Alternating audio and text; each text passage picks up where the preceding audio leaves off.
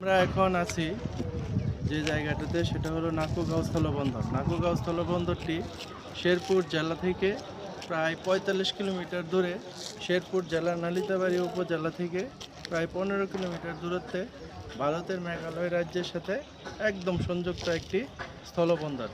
এই স্থলবন্দর থেকে প্রতিনিয়ত ভারত থেকে এবং ভুটান থেকে কয়লা এবং পাথর আমদানি করা হয়ে থাকে। এই আমদানিকৃত কয়লা এবং পাথর থেকে বাংলাদেশ সরকারের বিপুল পরিমাণে একটি রাজস্ব আয় হয়ে থাকে। এই নাকুগাঁও স্থলবন্দরটি 1997 সালে এই শেরপুর জেলায় এখান থেকে কার্যক্রম চালু শুরু হয়েছিল। আমরা এখন আপনাদেরকে দেখাবো, এই যে এখন আমরা পাশে দেখতে পাচ্ছেন যে আমাদের যে বিজিবির যে চেকপোস্ট, এই যে প্রবেশদ্বার, এই প্রবেশদ্বার দিয়েই ভারত থেকে এবং ভুটান থেকে ট্রাক ভরে ভরে এখান থেকে পাথর ভিতরে আসে।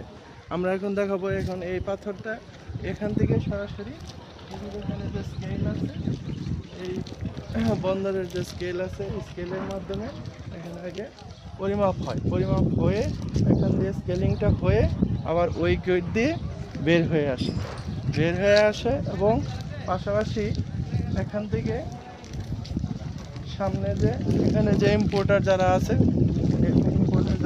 সেই ইম্পোর্টারের যা আলাদা আলাদা ডিপো আছে, সেই ডিপোতে ট্রাকগুলো যেয়ে সেখানে পাথরগুলো আনলোড হয়ে থাকে। সেই আনলোডকৃত পাথরগুলো আবার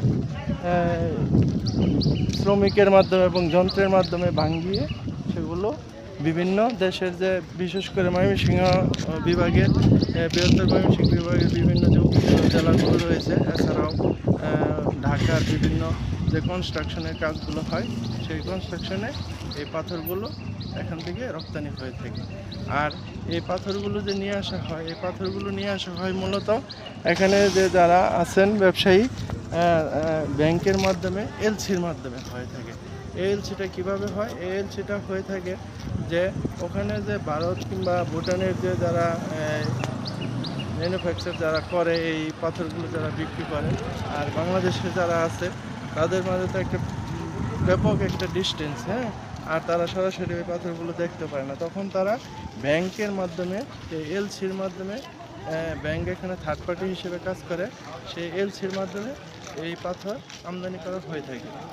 তো আগামী ভবিষ্যতে এই নাকুগাঁও স্থলবন্দর একটি ভবিষ্যৎ যে ব্যবসার একটা খুবই গুরুত্বপূর্ণ ভূমিকা পালন করবে।